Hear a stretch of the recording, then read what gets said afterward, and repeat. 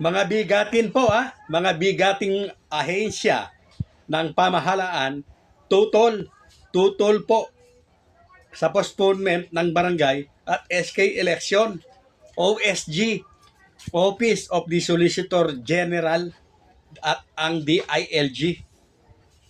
Alam po ba ninyo mga kabarangay, kagaya po ng nabanggit natin, na kung sakali po na maging ganap na batas ang postponement bill po na ito at pipetisyonan, makakarating ng Korte Suprema, ang kanya pong magiging abogado ay ang OSG o Office of the Solicitor General. Natatawa lang tayo. Yan nga po, litaw at napakalinaw na ang dalawang bigating ahensya ng gobyerno na yan ay tutol po sa pagpopospon ng barangay at SK election. Nakakatawa pa po, wala po, hindi po sumipot sa pagdinig, yung mga principal author o principal author o principal, hindi ko alam kung ano po yung tawag sa kanila.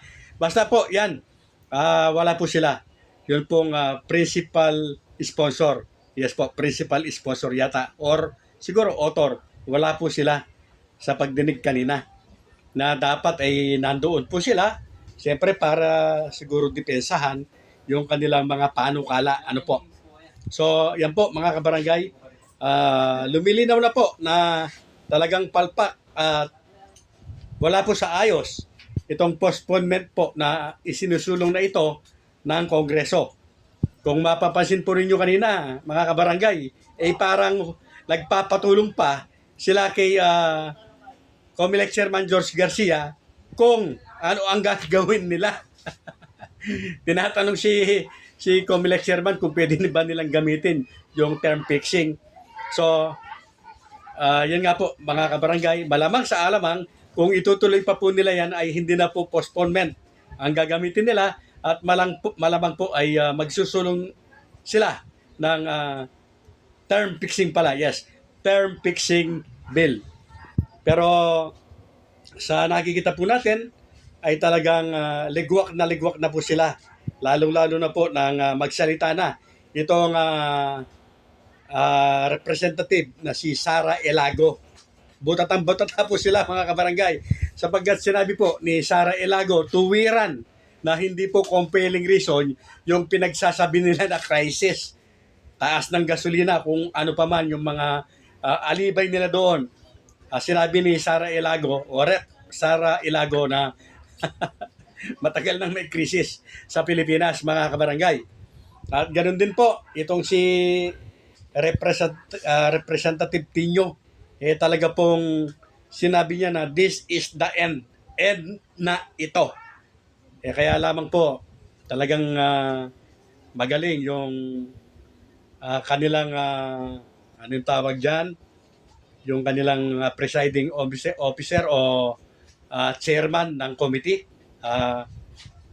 Kinansela po nitong si Congressman Tino yung pag-o-object niya na dapat sana ay nagbutuhan na. So, antabayan pa natin mga kabarangay ang mga susunod pa po na magiging kabanata ng usaping ito. At ito po ang ibig ko sabihin, bakit ko po sinabi na napaka taas o big time na ahensya yung tumututol. Ito nga pong Office of the Solicitor General at DILG na talagang parang alter ego na rin ito ng Pangulo. So ito po ba ay indikasyon na talagang payag na ang Pangulo na matuloy na po ang barangay at SK election? Unang-una nga po, hindi po niya ito binanggit sa kanyang SONA at hindi po kasama sa LEDAC at hindi siya nag-order na paspasan, bilisan ang pagpapasa ng batas ng postponement ng BSKE. So, yes po, maaari po na napag-isip na po ng Pangulo na dapat nang matuloy ang barangay at SK election.